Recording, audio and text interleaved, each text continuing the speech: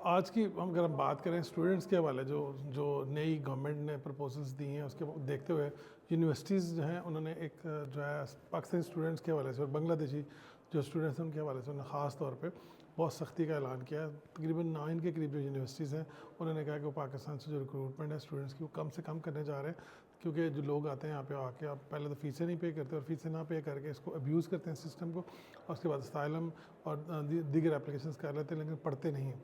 तो यूनिवर्सिटीज़ ने कहा कि आप इसके ऊपर हम सख्ती करेंगे और बल्कि रिक्रूटमेंट बंद कर देंगे।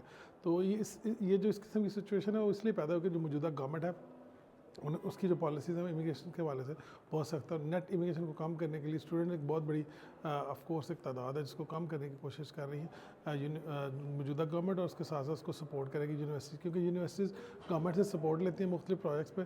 तो ऑफ कोर्स जो यूनिवर्सिटीज़ हैं वो भी इसको सपोर्ट करेंगे। अभी तो सिर्फ 9 यूनिवर्सिटीज़ ने कहा है, लेकिन आने वाले दिनों में मुझे लगता है कि इस पर ज़्यादा इजाफा होगा। ख़ासतौर पर जो होम ऑफिस ने नया रूल जो पॉलिसी बनाई कि इससे पहले जो 10% तक रिफ्यूज़ल्स होती थी उस पर यूनिवर्सिटी को कुछ नहीं कहते थे, लेकिन अब उन्होंने इसको रिड्यूस करके 5% पे लेके गए हैं। लेकिन जो ओवरऑल रिफ्यूज़ल्स हो रही हैं यूनिवर्सिटी के एडमिशन के हवाले से, यानी जब आप वीज़ा अप्लाई करते हैं जो उसके ऊपर रिफ्यूज़ल किया होती है तो तकरीबन 22% के करीब है।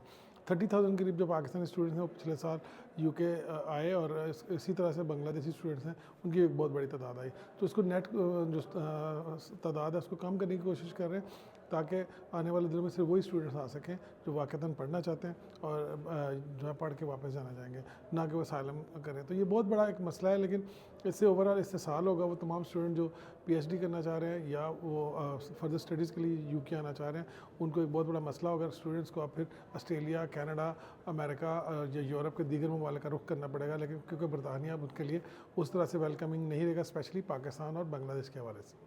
ये बताइए कि ये पाबंदी कब तक रहेगी? अभी ये पाबंदी कब तक रहेगी इस पर कोई फैसला नहीं हो सका, और इसको ओवरऑल इसकी जो पॉलिसी है वो नहीं है। एक फाइनेंशियल टाइम्स की रिपोर्ट थी, उसके बाद मुख्तलिफ जो न्यूज़पेपर्स हैं उन्होंने इस पर रिपोर्ट किया।